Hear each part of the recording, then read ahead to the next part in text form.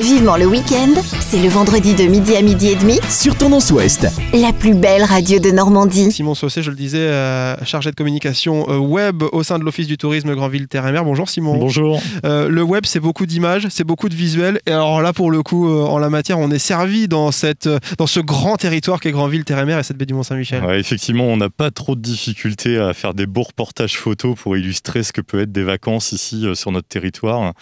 Des vacances ou un week-end ou même une journée comme on peut plutôt faire en ce moment vu le contexte, mais une journée de balade en extérieur est complètement possible, la preuve en image derrière moi, mais c'est voilà, et sur tout ce territoire qui va effectivement de Champeaux, là où nous sommes, le plus au sud de Granville-Terre-et-Mer, et donc il va jusqu'au Havre de la Venlée, un peu plus au nord. Et le tout avec le GR en trame de fond, en toile de fond. Et voilà, un peu comme un fil rouge qui traverserait le territoire, le GR 223, Sentier du Littoral, qui permet de s'orienter très facilement et de profiter des paysages pleinement, que ça soit du côté du plus haut kilomètre de France, là où nous sommes, jusqu'à un petit peu plus au nord, Carole, et puis Granville, etc. Le Mont-Saint-Michel qu'elle a derrière nous, on le voit jusqu'où ?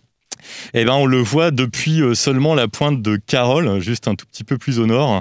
C'est-à-dire que de Granville, il est complètement caché. D'ailleurs, petite anecdote, à l'Office de tourisme, on a souvent cette demande à Granville, mais on ne voit pas le Mont-Saint-Michel, mais c'est normal. C'est-à-dire, si jamais vous suivez une visite un jour de Granville, vous apprendrez pourquoi justement Granville existe grâce au fait qu'on ne voit pas le Mont-Saint-Michel.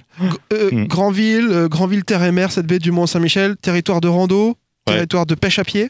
Ouais, rando, pêche à pied, donc beaucoup d'activités en extérieur qu'on peut faire en autonomie, en prenant bien soin d'avoir toutes les informations sur la réglementation, notamment quant à la pêche à pied, et qu'on peut faire tout simplement avec des topo-guides, avec des petits jeux aussi, des balades rando sous forme de jeux qu'on propose, nous en tout cas, à l'Office de tourisme, pas mal de choses. Qu'est-ce qu'on peut faire d'autre comme activité ici sur ce territoire baigné par la mer ? Tout ce qui est activité nautique, bien sûr. Avec le CRNG, notamment. Avec le CRNG, qui propose vraiment différents types d'activités pour les personnes qui n'auraient jamais pris la mer jusqu'aux plus expérimentés. Et puis des croisières notamment vers les îles. On pense forcément à Chausey, au large de Granville.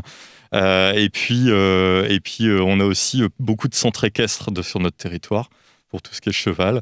Et on a aussi deux golfs dans les dunes de Lynx, pour les plus spécialistes quand même, qui est vraiment une spécificité ici. On a du mal à se projeter vers les événements de 2021 parce qu'on le sait, c'est très compliqué, parce qu'il y a la situation sanitaire, on va pas le répéter encore et toujours, parce que ça finit par nous miner le moral, notamment avec l'absence cette année du carnaval pour la première fois depuis des dizaines et des dizaines d'années à Granville.